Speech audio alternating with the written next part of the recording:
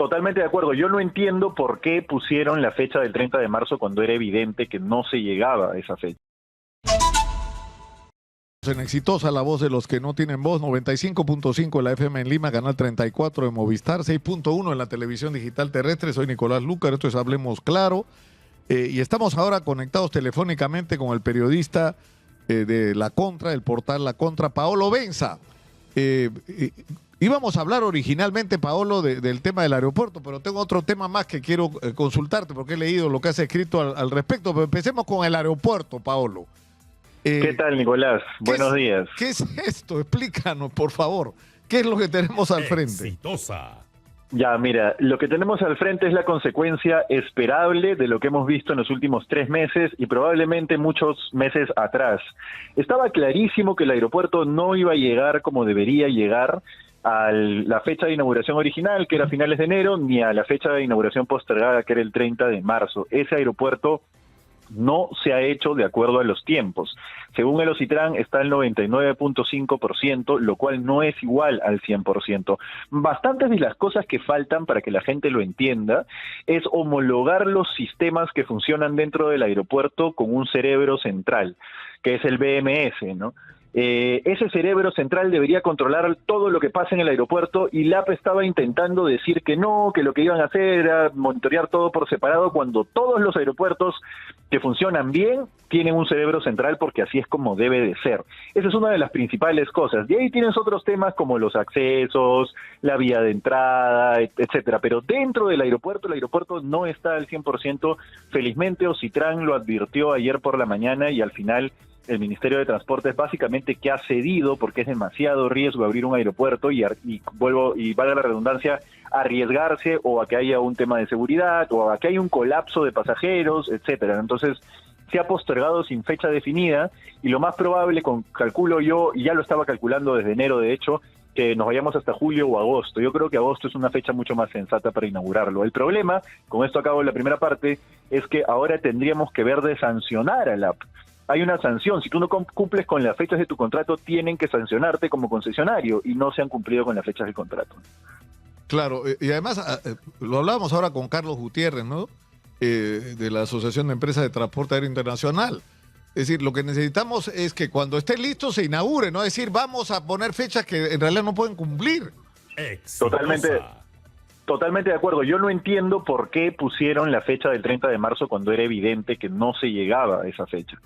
Y las propias aerolíneas lo decían, los propios representantes de las aerolíneas, IATA y AETAI, y tú hablas de Gutiérrez, el representante de IATA fue el más enfático en decir que los aeropuertos se tienen que probar bien, porque no se trata de entregar la infraestructura, no es como que entregues un carro a 0 kilómetros y te sientas y lo empiezas a manejar. Un aeropuerto tiene que probarse, reprobarse y ultra probarse, porque además necesitas sistemas revolventes, que si falla una cosa entre otras, si se va la luz entre, etcétera, ¿no? Entonces, todo eso tiene que estar probado y reprobado porque se cae un avión y la gente se muere, no es que se cae un avión y la gente sobrevive. ¿Me dejo entender? Ahora, eso es la mitad del problema, la otra es lo de afuera, porque estamos hablando del aeropuerto para adentro, pero del aeropuerto para afuera. ¿En qué situación estamos realmente?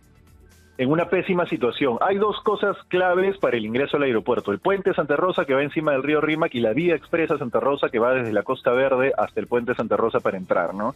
Ambas cosas son importantes porque si es que tú no tienes la vía expresa Santa Rosa, que bueno, hay en el Callao muchos que se oponen a ello porque es un bypass o hay bypass y se va a romper el entramado urbano. Ese es otro tema, ¿no?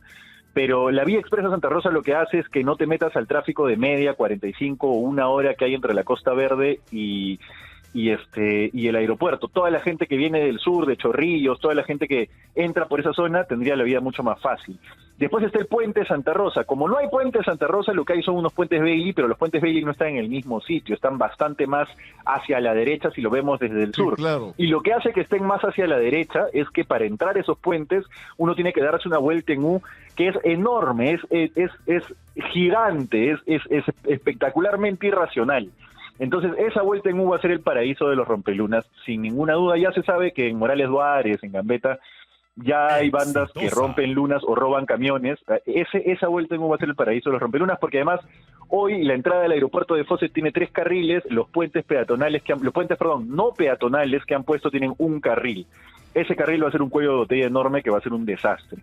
Entonces, creo que antes de que se solucione una medida realista de ingreso al aeropuerto, no deberían inaugurar ese aeropuerto, y eso significa hacer que la gente pueda entrar de distintas maneras que solo en carro, Pero uno por uno. Porque ¿Qué manera? El otro día leí el artículo de Macera Macera, ¿no? En el Comercio, que resumía, ¿no? O sea, por ejemplo, la línea amarilla no llega, debería llegar, es la conexión de la autopista con el aeropuerto, no llega, se queda ahí tirada en Morales Duárez.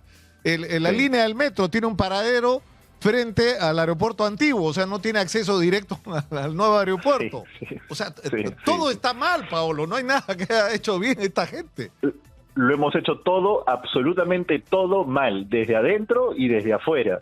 Lo del puente Santa Rosa, lo de la vía expresa Santa Rosa, lo de la línea del metro que no llega, lo del servicio de buses o lo que ellos llaman shuttles, que son buses que te llevan al aeropuerto pero no puedes llevar una maleta, solo puedes llevar maletas de mano. Pero en todas partes del mundo los shuttles llevan maletas, tienen espacio para poner las maletas.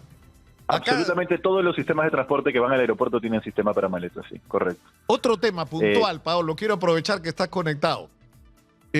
Escuché en tu contra fue, ¿no es cierto? Lo de las tasas de interés, lo que se llamó la ley de la censura, que ha pretendido ser de la censura, digo, de la usura.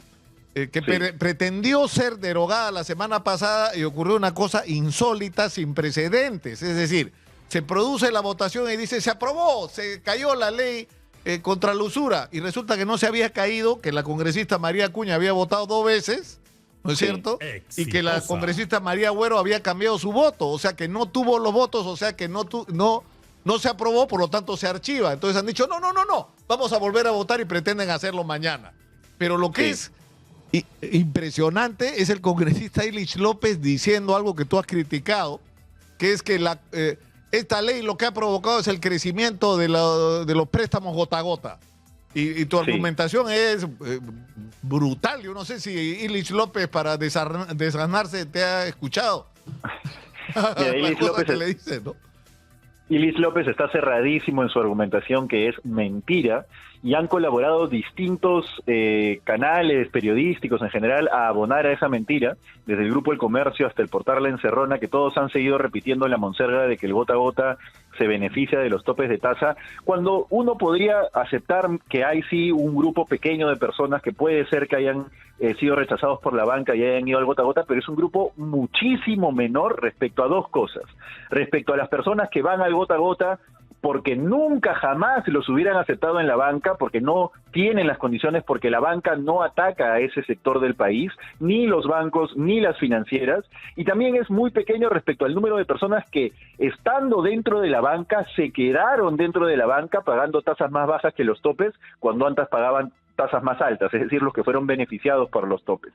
Entonces, el número pequeño que se calcula respecto de las personas que habrían sido excluidas por los topes de tasa y habrían ido al gota a gota es ínfimo respecto a esos 2 grupos. El gota a gota, con o sin topes de tasa, va a existir y va a crecer por una serie de otros factores, como por ejemplo que el Congreso legisla para que no se pueda capturar delincuentes o que las organizaciones criminales no se puedan juzgar.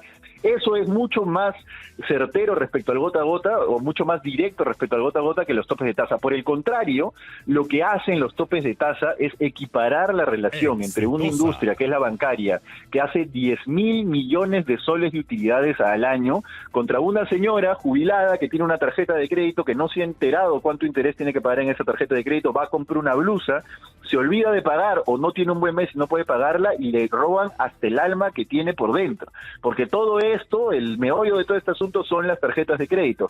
Dicen que las MIPES, no, mentira, son las tarjetas de crédito. El negocio de Banco Ripley y el negocio de Banco Falabella es venderte una tarjeta de crédito para que compres la blusa, no venderte la blusa.